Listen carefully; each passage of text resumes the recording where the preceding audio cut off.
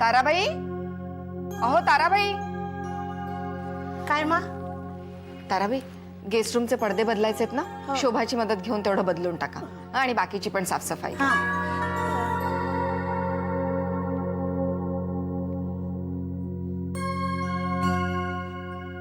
अरे बापरे, एवढ्या पिशव्या त्या तुम्ही घ्यायच्या ना थोडेसे. जाऊ दे ना, आता ठेवा, सगळं शॉपिंग दाखवायचंय. मा आम्ही सगळं शॉपिंग पूर्ण केला. ठेवा ठेवा, इथे पिशव्या ठेवा. गाडीत सुद्धा अर्ध सामान आहे, तर पडेल ना, तर नव्यासारखा घेऊन या. मग आम्ही आज सगळं शॉपिंग पूर्ण केलं. दमला असाल ना व? किती दगदग कराल ती? अहो, त्यात कसली दगदग आली आहे? मला सांगा, तुमच्यासाठी काय आणू? लिंबू सरबत आणू का कोकम सरबत? तू काय घेणार? लिंबू सरबत का कोकम सरबत? ठीक आहे, काहीही चालेल. मा गाऊन्स पण घेतलेत आम्ही. हे गाऊन्स कुठल्या पिशवीत राहिले? हा, हे बघ मा, हे बघा, कॉटन छान आहे ना? अश्विनीला इतकं कम्फर्टेबल वाटेल ना. मा, आणि हा टेडी सुद्धा मिळाला. केवढा मोठा आहे हा टेडी बिअर.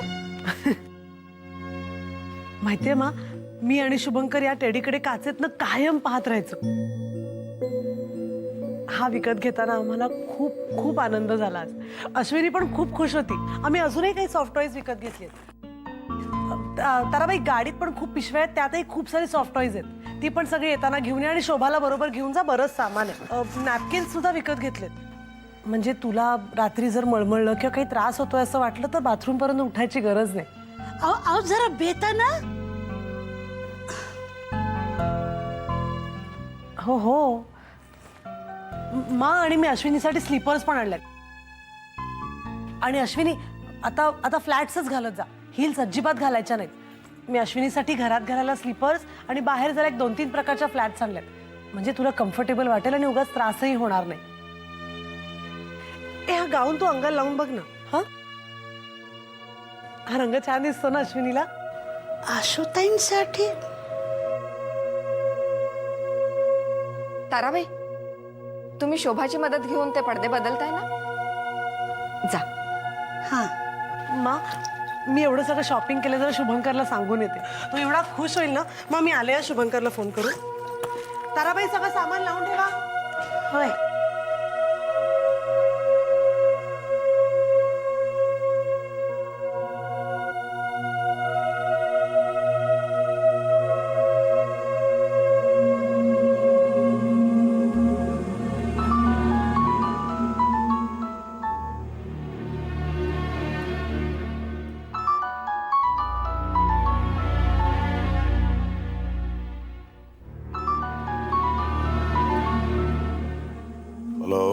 शुभू, शुभू, आज मी तो टेडी विकत घेतला. गेले कित्येक दिवस आपण लांब काचेतून बघतोय ना तो टेडी. तुला माहितीये, तो विकत घेताना मला किती किती आनंद झाला असेल.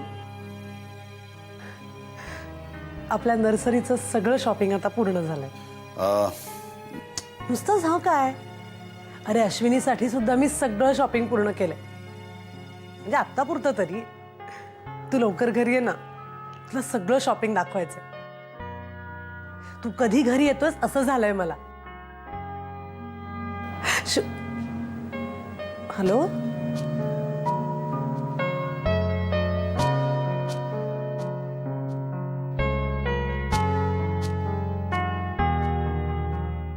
कामात असेल.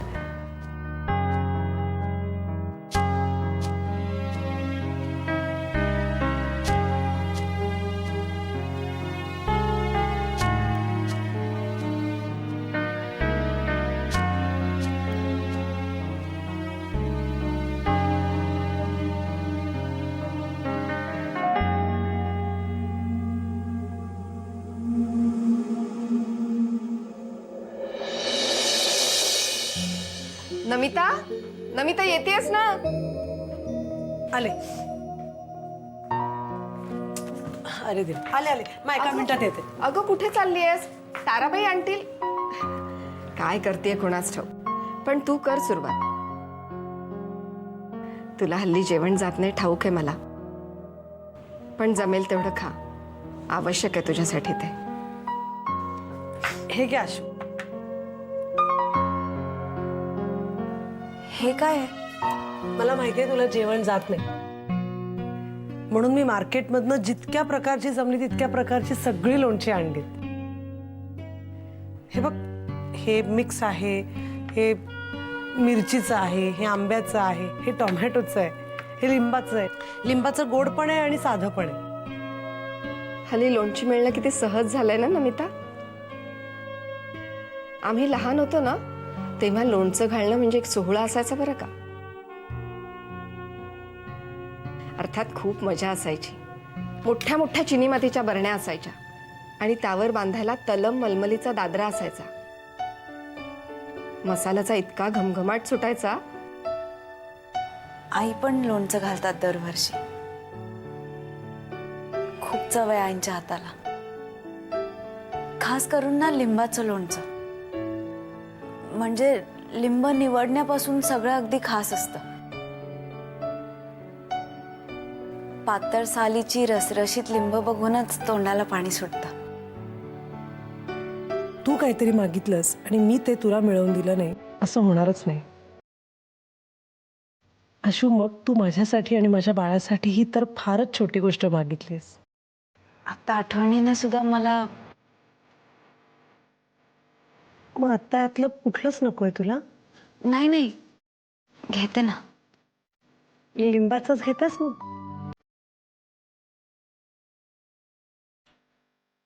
तुला हवं तेवढं घे.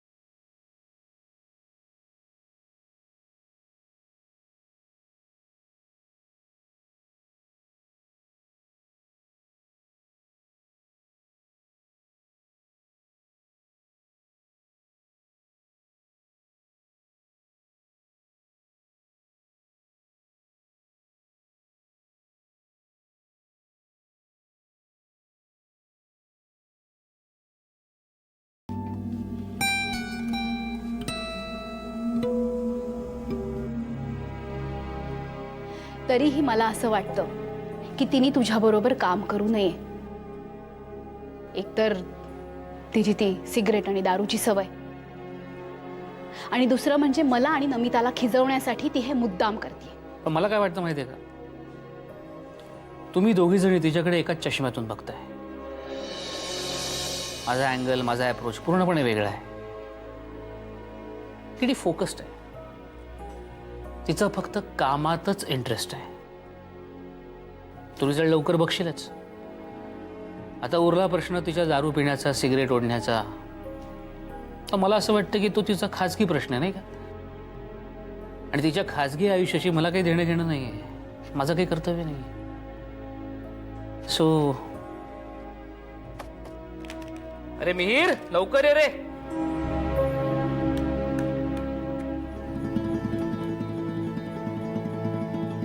हे जरा मिहीरला पाठव ना.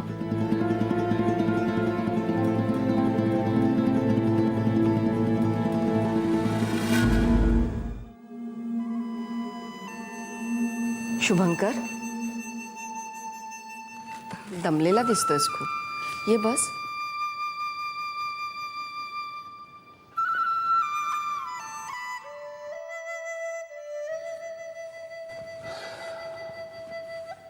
नमिताचा फोन आला होता.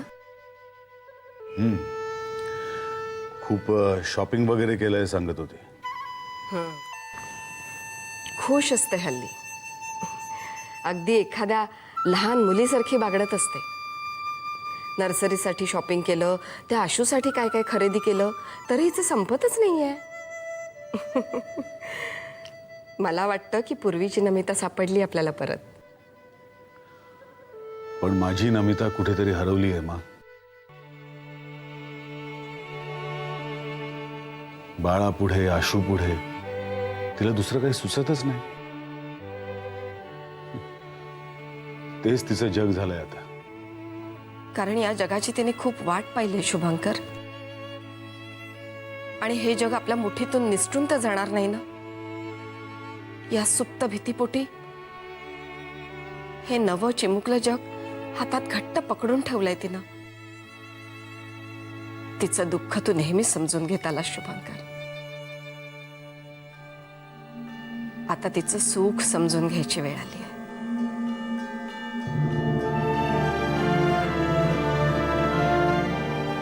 मा कदाचित तू जे बोलतेस ना ते बरोबर आहे.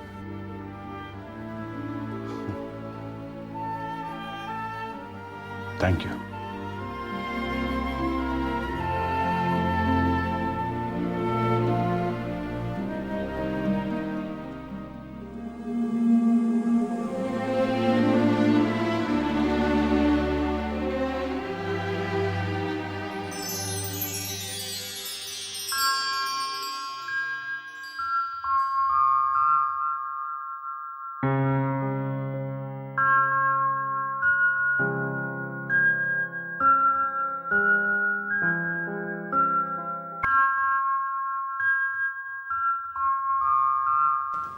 शुभू शुभू, अरे काही बोलू नकोस. काय झालं? मला फक्त तुझ्या चेहऱ्यावरचं हसू बघायचंय.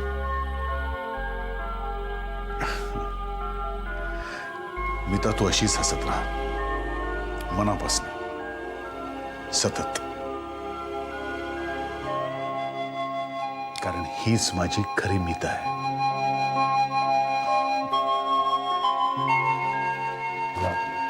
लव यू.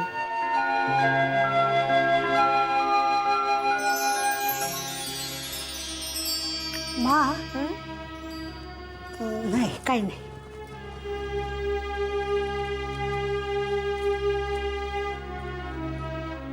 मा एक विचारू का? बोला ना. जाऊ द्या, आता राहत नाही म्हणून विचारूनच टाकते बघा. सांगा. ते नमुताई आशुताईची एवढी का खातिरदारी करते हो? नात्याची नाही, गोत्याची नाही, कधी पाहिलेली मैत्रीण बी नाही. आणि तिची अशी सेवा चालवली जणू काही देवीच. कोण हाय कोणती एवढी?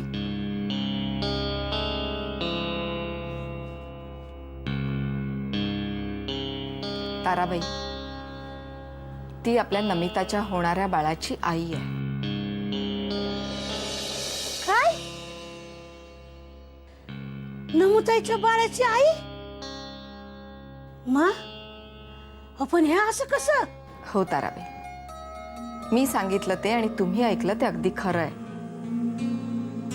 अहो, विज्ञानाच्या वेगवेगळ्या प्रयोगांमुळे हे शक्य झालंय. ताराबाई, तुम्हाला तर माहिती आहे, गेली 10 वर्ष नमिताला मूल व्हावं म्हणून आपण किती वेगवेगळे उपचार केले. त्याच उपचारांचा एक अगदी वेगळा प्रकार म्हणजे नमिताचं बाळ अश्विनीच्या पोटात वाढवणं. कळलं? अगो बाई, म्हणजे साहेबाची दुसरी बायकोच म्हणा की. नाही ताराबाई, शुभंकरचा आणि अश्विनीचा कुठलाही प्रत्यक्ष संबंध यात असणार नाही. अहो, हे बीजरूपी बाळ प्रयोगशाळेत जन्माला आलं. हे फक्त भरण पोषणासाठी अश्विनीच्या पोटात ठेवलं गेलं. बाळाला जन्म दिल्यानंतर ती ते बाळ शुभंकर आणि नमिताला देणार आहे. कळलं? ताराबाई, एक पक्क लक्षात ठेवा, यामध्ये पाप वगैरे काहीही नाही. विज्ञानाच्या प्रगतीमुळे हे शक्य झालं. आणि ताराबाई, आपल्या नमिताला दिवस गेले असते तर आपण नमिताची किती काळजी घेतली असती. तितकीच आणि तशीच काळजी आपण अश्विनीची घ्यायची. आपल्या शुभंकरचं बाळ आहे ना तिच्या पोटात, आणि तेवढाच मान आणि प्रेम तिला द्यायचं. कळलं ना ताराबाई? आता बस झालं, या तुम्ही.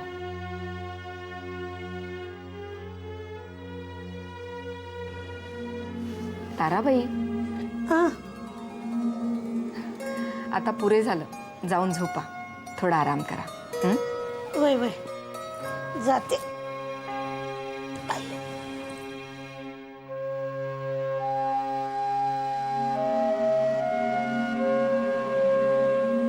तुझे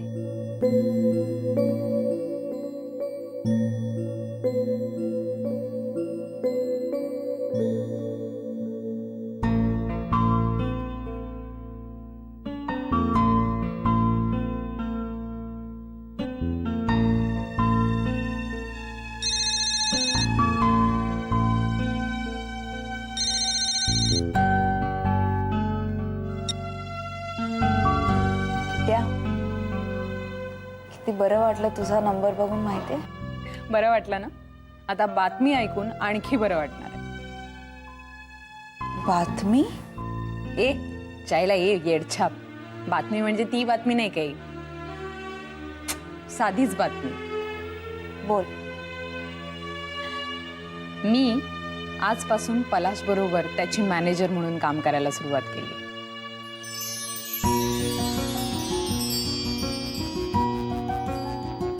काय? हो, आहे की नाही बातमी? किटी, बोल ना.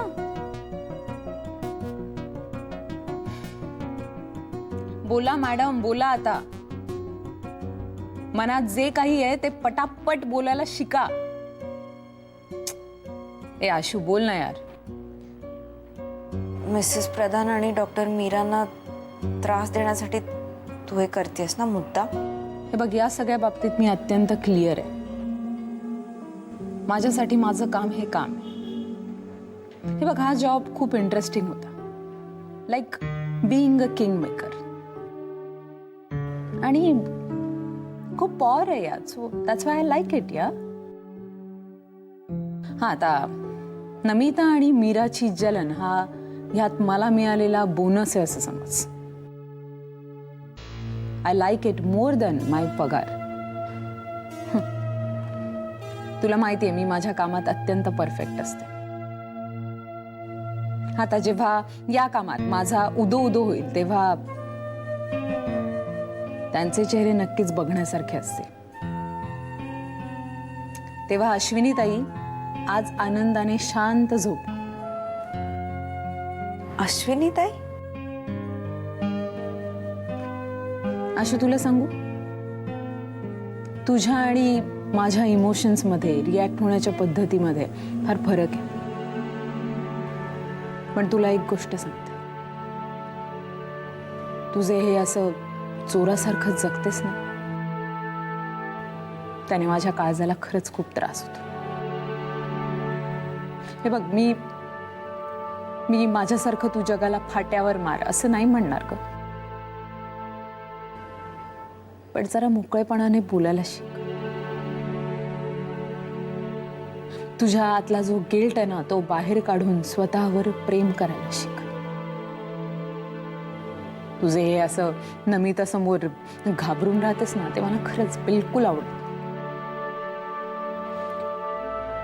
पण एक दिवस मी त्या दोघींची चांगलीच जिरवणार आहे. Kitty, seriously.